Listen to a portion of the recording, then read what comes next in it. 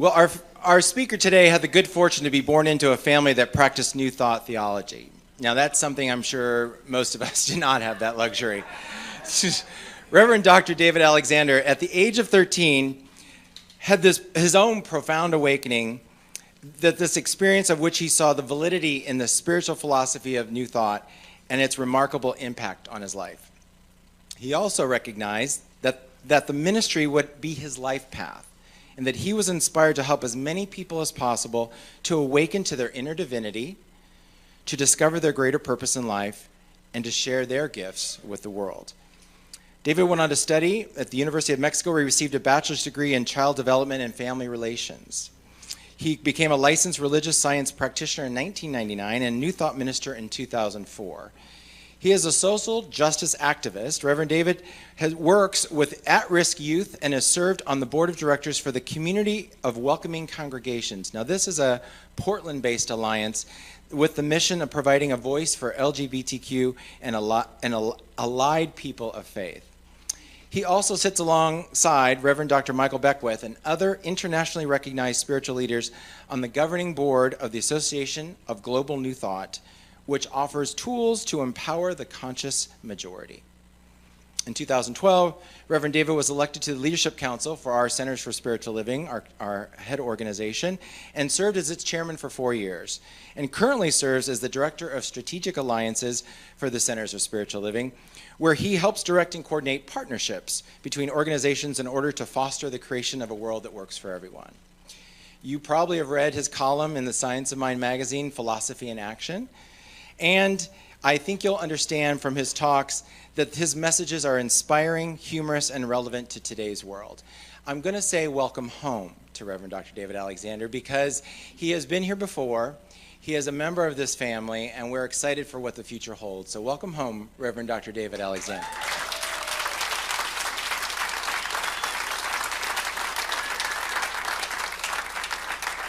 Thank you. Good morning. Wow, it's still early morning in Portland, by the way. It's just a little bit earlier than it is here. But we're ready to do this again. How you feeling?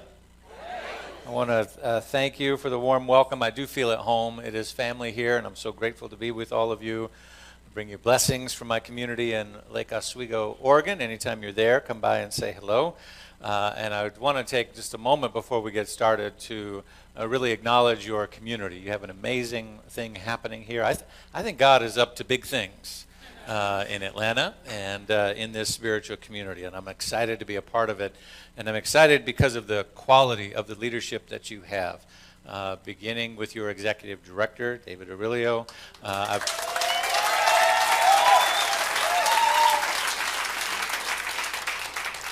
I've been a senior pastor for 13 years now, and most of those years without an executive director in my community. Have had one for about 1.5 years now, and I know the value of them. And I also know the tremendous respect and admiration that this man has throughout our movement, because not all centers are gifted with such a presence. And that goes all the way across. Your amazing musicians and music team, absolutely phenomenal. Yes.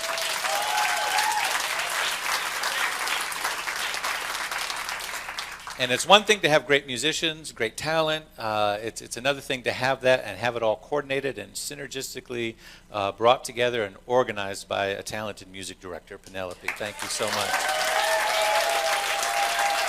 Yeah. And of course, Dr. David Alt, who's a dear friend. I've known him for a long, long time, long enough to say to him, as I often do, I have all your tapes. He hates it when I say that.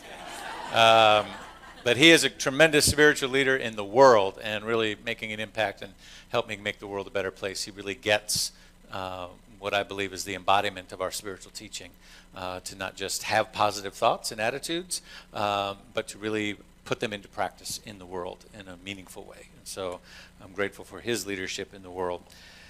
Yes, we can give it up for him, absolutely.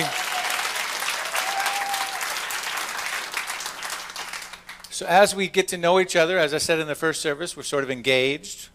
Right, we dated before, now we've gotten engaged, and we have a date set for 2018, so we're still, kind of checking it out. That's good. I want to tell you a little bit about me, who I am, and my path, and how what is awakening in me from growing up in New Thought and growing up with this idea that God is all there is, it's all one, and what are all these people doing fighting about this and that, and why can't we all just get along, kind of, consciousness, and then really seeing that, well, it's just our personal work. If everybody would just do their work, just do your work, we'll be all right. and really understanding the importance of our own work, our own consciousness, and our own thoughts, and our own attitudes and beliefs, and our perceptions of the world, and keeping all those things in check. That's a full-time job. It's a full-time job. Just do your work, and really being focused on that, and really expanding beyond that in recent years to really seeing how our connection and our oneness really, at least for me, impels me to do what I call activate my moral imagination about the world that we are connected to and in, that it's not enough for me to just simply sit in my prayer tower and pray and meditate. You know the story of the three folks that went to hell, the Baptist, the Catholic, and the religious scientist? Do you know this? First service people do. So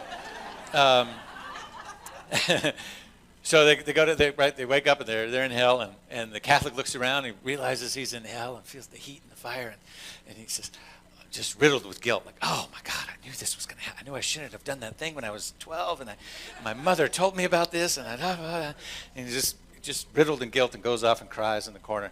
Baptist looks around, realizes he's in hell, and he's like, there's been a mistake. I know some people. Where's the phone? I got to make some phone calls. Goes off to see somebody about it. And the religious scientist is in the corner going, this isn't hell and it's not hot. This isn't hell and it's not hot. This isn't hell and it's not hot.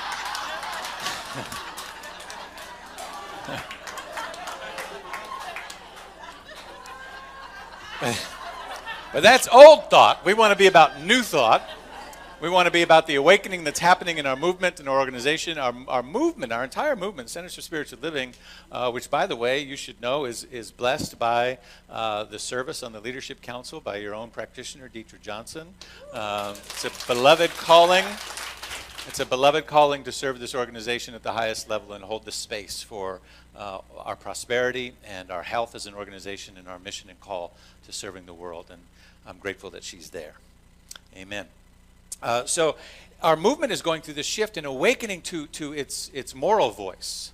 What do we have to say about this concept of oneness?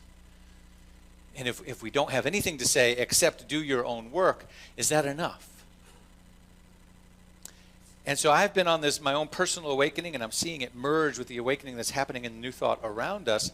And I've come to tell you that I'm committed to a radical spiritual awakening in humanity that does two things. One, calls upon our moral imagination and calls upon the deepening of our own personal work. And that those two things have to come together. That it's not just enough to do the personal work, and it's not just enough to be social justice minded and because what happens when it's just the personal work, then it's that religious scientist in hell, right? It's just affirming and denying the bad things that are happening and affirming all the good things that you want to have happen and just thinking that that's going to take care of everything, right? I call that having a new thought lobotomy, right? Just,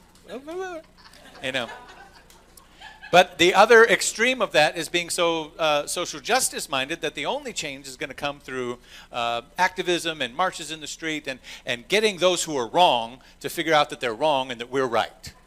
The problem is that both sides of the street with signs in their hands think that the other side is wrong. And so that's not going to get us there either. There has to be an awakening of our moral imagination and who we are as a collective of humanity, and there has to be a deepening of personal responsibility and our own work. And so I think New Thought is actually uniquely positioned to voice something in the world to bring these two things together in a way that perhaps it's never been brought together before, or at least to articulate it in a new language in a new way. So I'm committed to that. My friend is actually, his headquarters for many years was on the campus of our church in Portland. Dr. Sharif Abdullah is the author of Creating a World That Works for All. If you wonder why Centers for Spiritual Living has the mission and theme of creating a world that works for everyone, and he said, why don't they go from everyone to all of creation? That's because he has it copyrighted. And this is where they got it. He was a speaker many years ago for United Church of Religious Science, and they captured that theme at that time. And in his book, he talks about this, about the current paradigm that the world is in and how we can shift, and that the only way that the world can shift is really not through those out there changing, the other changing. Anybody want the other to change in your life? If just the person that I identify as the other would just fix it and change, we'd be all right. That's not going to do it. What's going to do it is a shift in consciousness, a collective shift in consciousness. And you and I are participating in that. What you do here at Spiritual Living Center of Atlanta participates in the vibration of that shift on the planet. Albert Einstein says it like this. He says, human beings, a human being is a part of the whole, called to us by as a universe, a part limited in space and time. And I'll fix his gender bias in his quote here. We experience ourselves through our thoughts, feelings, and sometimes as something separate from the rest of us. We experience ourselves and our thoughts and our feelings as something separate from the rest of us. A kind of delusion of consciousness. This delusion is a prison for us, restricting us to our personal desires and to the affection of a few persons nearest us. Our task must be to free ourselves of this prison by widening the circle of compassion to embrace all living creatures and the whole of nature in its beauty.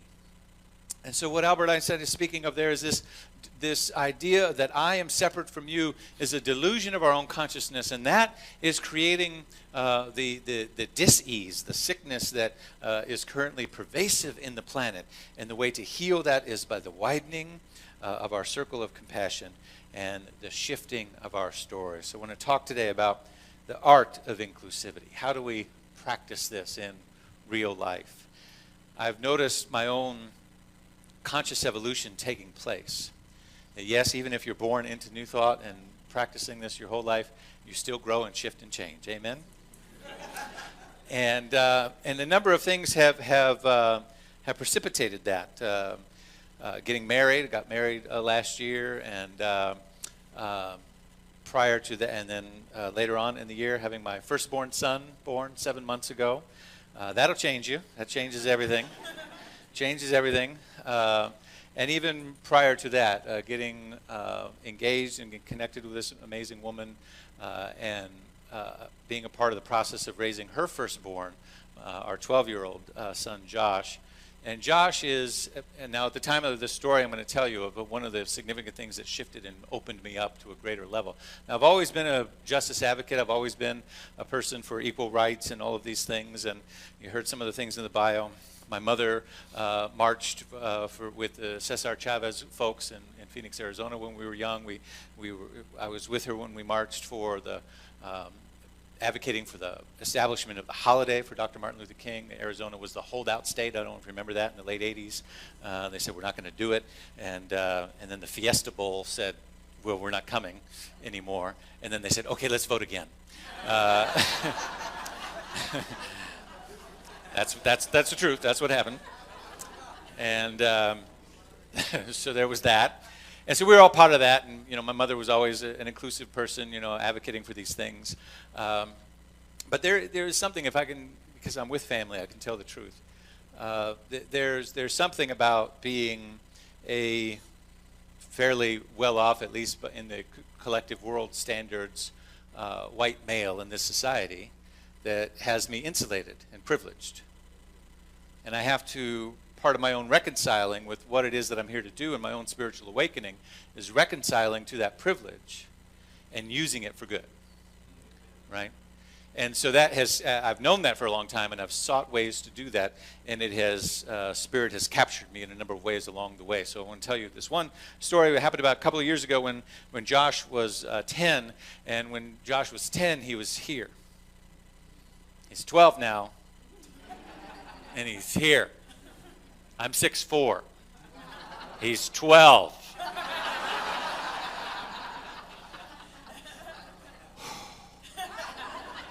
Our trips to Costco happen a little bit more frequently than I would like. Pray for me. At the time, he was 10, this tall, dreadlocks. His mother is from Zambia. He was born in Zambia, so that's why I don't use the phrase African Americans. That's not accurate, but Zambian born. And so dreadlocks down to his chin, beautiful, beautiful young man. And it was a beautiful summer day, and it was late in the day where, in Portland, the sun stays up until like 9:30 at night. So it was, probably 6 o'clock or so, and I'm out watering the garden, my front lawn. And at this place, we lived in a condo in Lake Oswego, which is, by the way, a very affluent neighborhood, very white. Happens to be where our church is, not because we wanted to be there, but because that was where the land and the property showed up. And it's a great and it's a beautiful place, but it's a very insulated place as well. So, and the place that I live in at the time was a condo.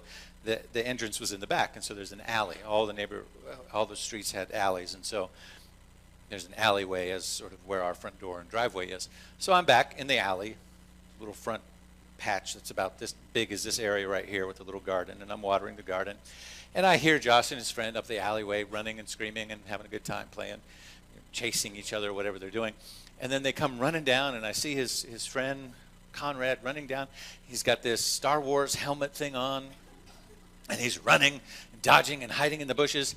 And then here comes Josh running after him, and he says, "Dad, look what Connor and I made." And he's like, "Where is he?" And he's looking for Connor. And he has in his hand, made out of all black Legos, a handgun. And I dropped the hose, and I looked at him, and just shivers ran through me. And I said, "Josh," I said, "give that back to Connor and go inside." I said, "Connor, you got to go home now." And, they're like, why? I said, "It's time to go inside. It's late." Took him inside, talked to his mother, and we had to sit down. We had to talk. And I had to reconcile Now, I played with guns as a kid. Not real guns, but toy guns. I did the whole Army G.I. Joe. I was a big G.I. Joe kid, Did all that, ran through looking for my friends, cowboys, Indians, whatever. And I had to reconcile this thing that was running through me of why was it okay for me to do that? Why was it even okay if the roles were reversed and it was Connor chasing Josh, for that to be okay? But why did something in my consciousness stop me and say, whoa, what's wrong with this picture that maybe my son in this particular neighborhood of affluent, older white people that probably, forgive me, but I am projecting perhaps a little bit, but not too much, that most of them have their TV channel on a news channel that rhymes with box. Why am I concerned? I didn't say it. Why am I concerned that that's an issue? Why am I concerned that some older person might look out their window and see this dreadlock kid running through the alley and call the police? What's happening in our society that's the case? And it wouldn't have been the case for me, and it wouldn't have been the case if it was Connor. Spirit captured me in that moment and said, you have to do more.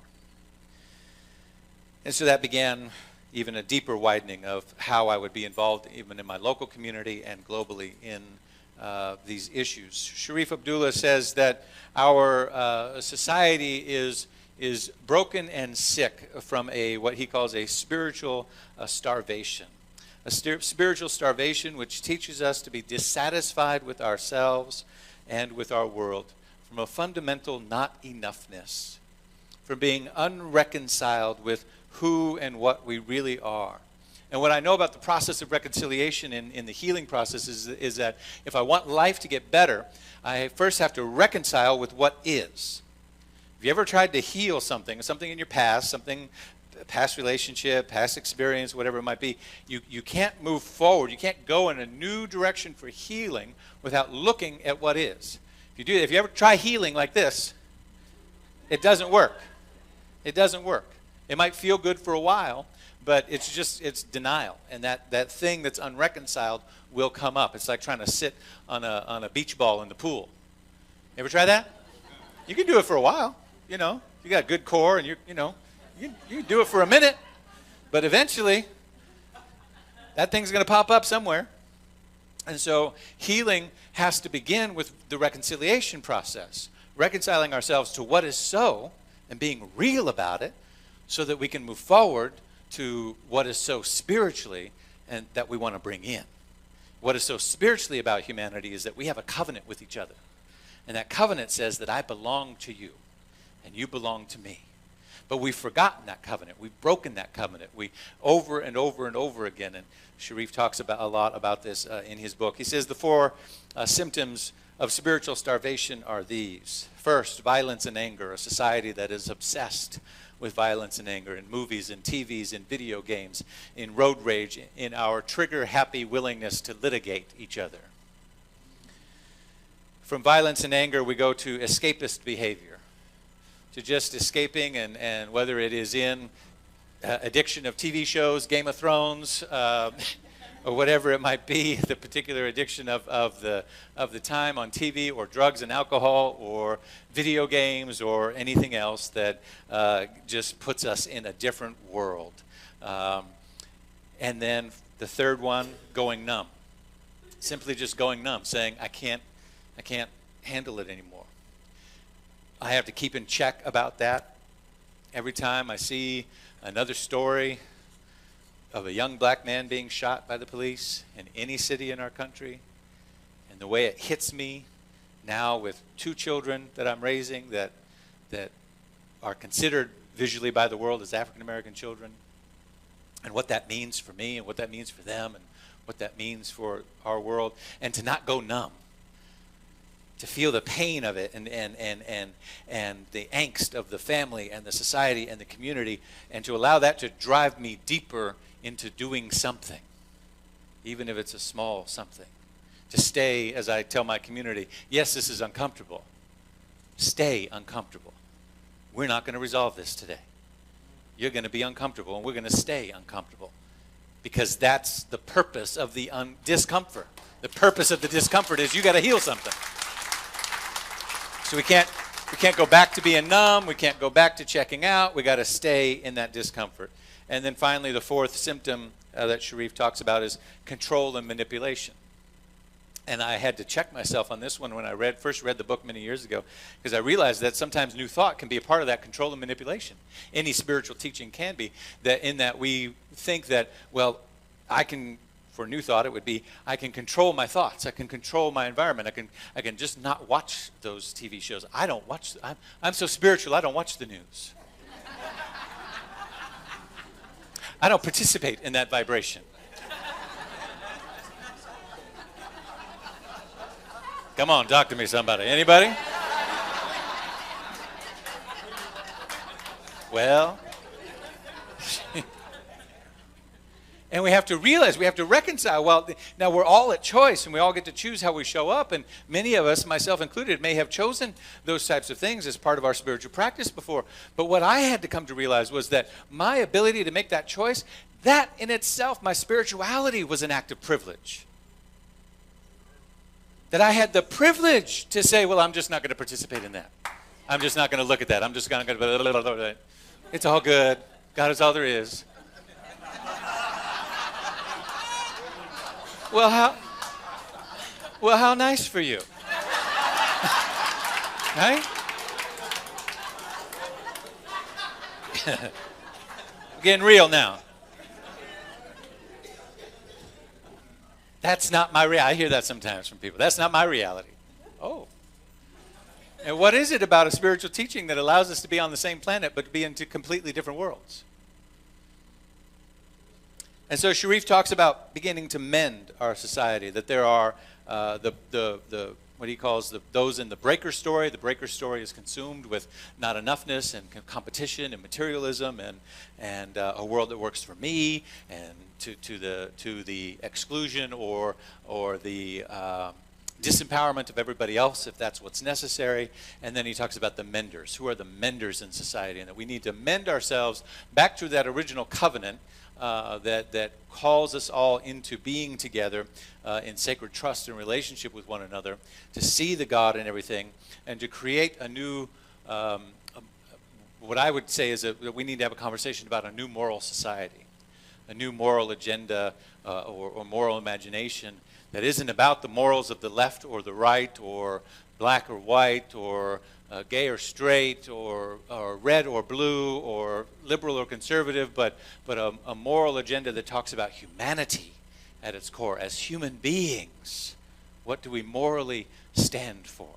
And that in the presence of that morality, that we see and welcome the diversity of how we show up, and that there is, God willing, I hope there is a core of morality that pulls us together as human beings, that allows for the diversified expression that we can be Democrats and Republicans, we can be liberals and conservatives, we can be gay, lesbian, straight, and transgender, we can be all of the diverse things that God would have us be, and still have a common set of moral values and codes that guide our life.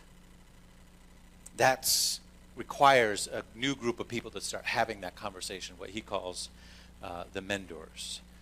And so for me, this is the path that I've been on for some time and continue to be on, and know that I will be on for the rest of my life. To be committed to this conversation and opening the dialogue. That's why I love serving for Centers for Spiritual Living with strategic alliances, because I get to look and partner with other church communities, other organizations. There is actually a great movement of spiritual inclusivity that is sweeping the Pentecostal world right now. It's pretty fascinating to hang out with some of those folks. I was just in New Orleans with the Fellowship of Affirming Ministries with Bishop Yvette Flunder and Carlton Pearson and a number of others, and I had to admit to them, I said, I think I'm becoming more Pentecostal than I am New Thought.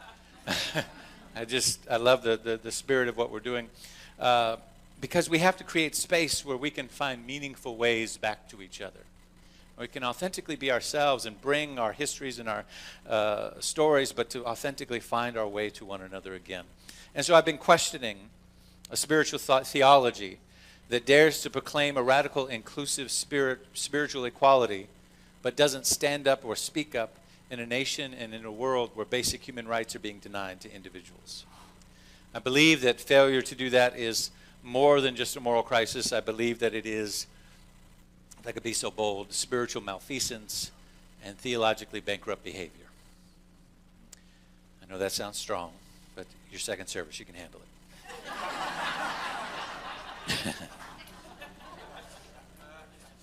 A movement, if I can go just a little bit further, a movement that claims an inclusive divine power and then promotes the personal embodiment of that power, but again refuses to speak up for the least of these, fails, I believe, to grasp the fundamental concept of oneness itself.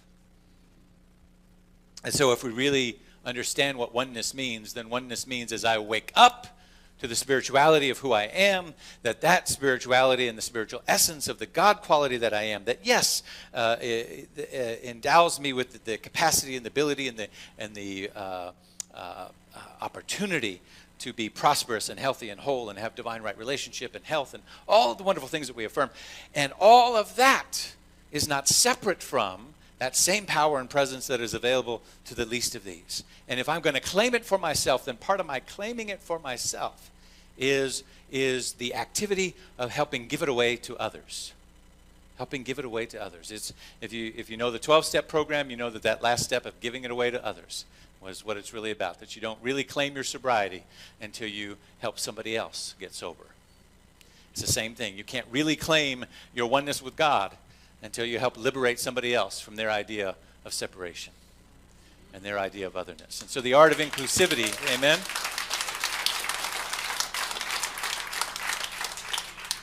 And so the art of inclusivity is, again, finding meaningful ways to each other again, understanding that whoever we identify as the other, is a human being, a spiritual being, having a human experience, and that within them are the desires for love and safety and warmth and comfort and all the things that we want and all the hopes and dreams, and that within them are the secret places that they don't want to talk about, just like there are within us.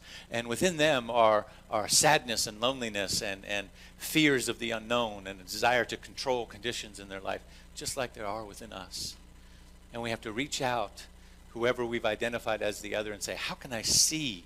How can I seek to understand before being understood? And how can I see that even this behavior that might be hurting me or hurting someone else in this time is really a cry for help, is really a cry of pain that, as my friend Carlton Pearson says, hurting people hurt people. And so how can I see the pain and be a part of the healing of it? And I had to actually have the opportunity of experiencing that, and still experiencing it in this moment on my way here. And I'll close with this story. My wife and I are in the process of buying our house. And we've been in a lease-to-own situation. There's a friend of mine who moved to another state. This might get on Facebook, so I want to keep it neutral. I'm moving through a situation. Let me just cut to the chase so we don't spill too many beans here this morning as it continues to be healed and reconciled and find resolution. And the long end of the story is that Friday we were doing our closing process and signing all the paperwork. And because we were leasing, we've been putting money in part of our rent going towards the equity, and we had agreement about what that dollar amount was. And because it's a federal thing, and then federal folks came in and said, well, because it's a HUD loan, you got to do this, and you do fair market rent value, and that tells you how much of what you were putting aside for equity can actually be applied in rent credit towards the purchase of the house. And it turned out that that number was different than the total number that I had contributed by a significant amount. And so as I'm closing and doing the paperwork, they're like, you need to close that gap. And I'm like, you already sucking everything out of me. I got, I was like, okay, I'll find it. And so I found it and moved some money around, and that's why I said in the first service on the flight here, I was like, peanuts. I'll take peanuts. Peanuts are good. You have more peanuts? I kept, dinging that button. Ding, ding. More peanuts. Just keep them coming. I'm good. I got to, because everything went out of my account on Friday. And I reconciled with it. I said, well, it's different than what I wanted it to be, but if that's what it's going to take to get the house. Well, it turned out that was a clerical error. Turned out that there was a way that yes, that number was different than the total, but then the rest of the portion, because of the lease agreement that we have, the rest of that balance would be in seller credit. And the total would be exactly what we had always agreed upon and had the agreement for the whole time. Okay, great. Wonderful. Discovered this on late Friday night, and then I'm getting up for the flight. And then as I'm at the airport, I get a notice from the broker that says the landlord doesn't want to sign that correction, believes that that's wrong, and the other one is right that we signed, which is the clerical error, and is not going to give up that money. Now, God knew what she was doing to keep my hands off my phone, because that boarding door closed, and we went 30,000 feet in the air, and I didn't have internet access, and God just said, you just sit and pray because everything came up in me. Oh, Lord Jesus. Everything came up in me. My ugly side. You have an ugly side? Came out.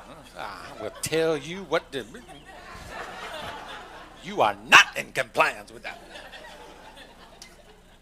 And what came up, and I was shocked when it came up, and this thought was like, and if they just put their foot down and resist, then I'll just sue them.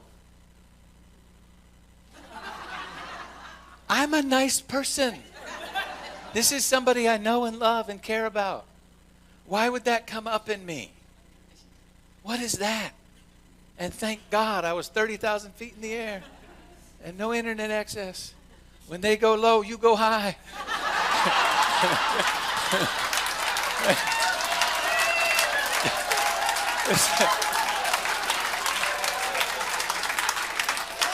required, God required, Spirit and me required a whole team around me. People walking down the aisle. Sir, you got to put that away. Turn that off.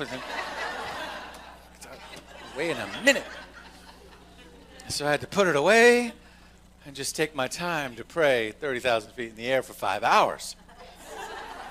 Eating peanuts. And by the time I landed, I surrendered it, and I said, it's all going to work out for the highest good, and I don't need to be engaged in that energy. And what I really need to do is love the other person. What I really need to do is understand whatever the angst, whatever the desire to pull away, whatever the desire to hold on to, whatever they thought they could hold on to, is coming out of a fearful place or a need or something. And I need to pray about that. And I need to be in vibrational energy and harmony with them in a loving way, so that they get that healed, so that they can really see that the bigger picture of what's going on is a world that works for all, and an agreement that works for both of us, agreement that we've always had from the beginning. And I will continue to pray for that as Monday comes and all gets resolved as we resume business tomorrow.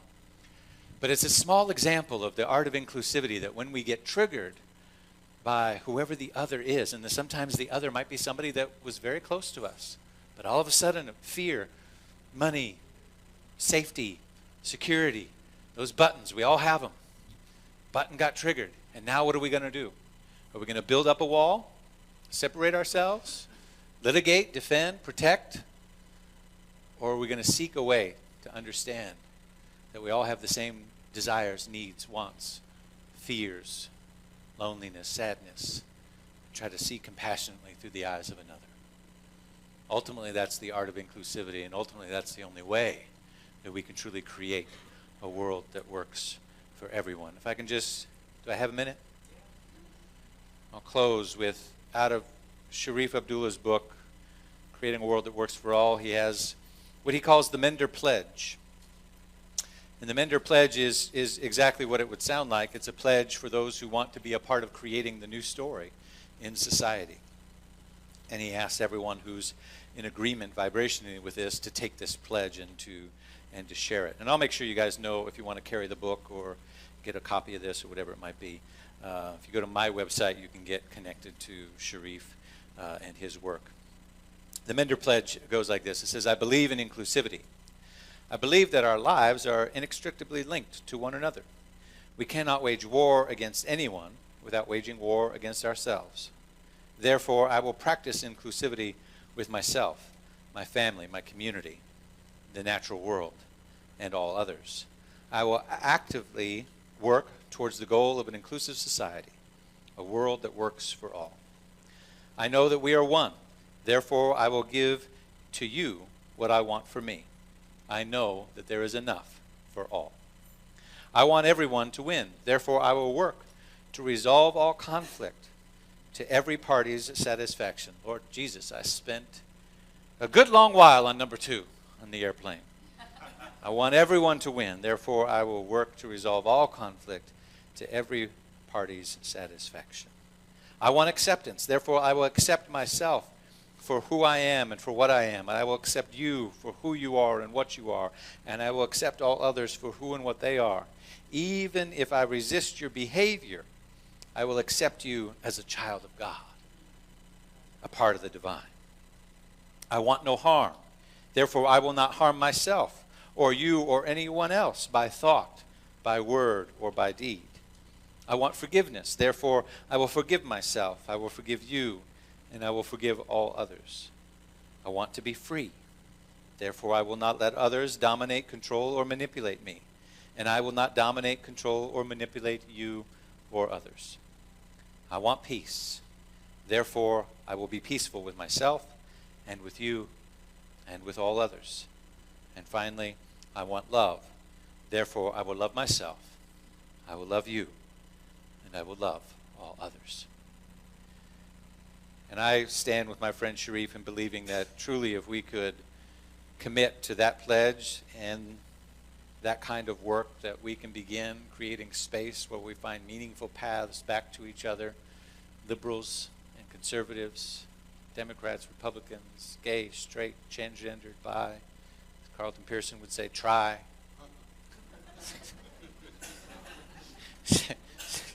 Gay, straight, bi, trying to have sex and can't.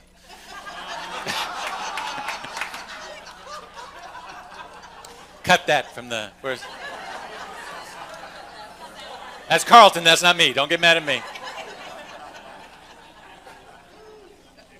Let us pray.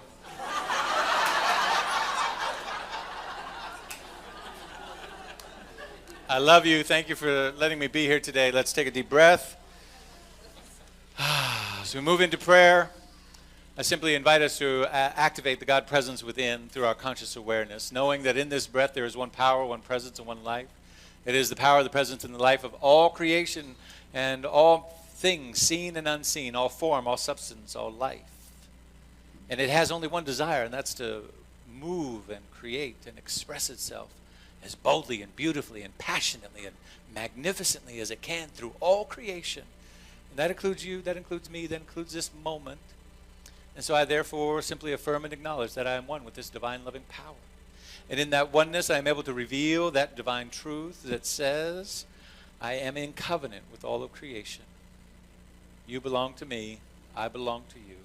I'm dedicated to that covenant. I'm dedicated to the art of inclusivity, which means not only the activation of my moral imagination to see that we are one and to see the God in all things, but also to continue to develop my own spiritual practice, to continue to develop my own growth and learning, continue to uncover my own biases and my own prejudices and my own automatic programming and subconscious tapes that are running that might be keeping not only me from my good, but also keeping the world from achieving that which we are called to be as spiritual beings on this planet. And so I continue to dedicate myself to my own personal work, and I continue to dedicate myself to my own development of a moral conversation, a moral capacity in this planet that has us all together as one, lovingly, beautifully diverse in its expression, and committed to the health and wholeness of all things. For this and more this day, the way in which it is activated now in me as my calling and my walk from this day forward, I am truly grateful and thankful as I simply release it and allow it to be. Thank you, God. So it is. Thank you. Peace and blessings. Hi, I'm David Alt, and I simply want to say thanks. Thanks for taking the time to watch our broadcast here at Spiritual Living Center of Atlanta. We have a vision, and that vision is to reawaken all to their spiritual magnificence. And one of the ways that we are able to do that is through this very medium of broadcasting. So if you got anything out of this, if you felt in any way inspired, or if something spoke to you directly, then I extend an invitation to you to become a part of our family by donating. And there are many ways in order for you to be able to do that. One is to simply go to our website at slca.com. And there you will find all different kinds of prompts that will help you support what it is that we are doing here in Atlanta. One way is to become a pledger. That means that you decide on a monthly basis that you are going to help us with this vision. Another way is to donate through our management system called Fellowship One, another through PayPal, and another even easier way is on your cell phone. You can do what's called text to tithe, and that number is 404-796-7030. Again, thank you so much for your support, and I invite you to come back weekly to see what it is that we're up to. Blessings.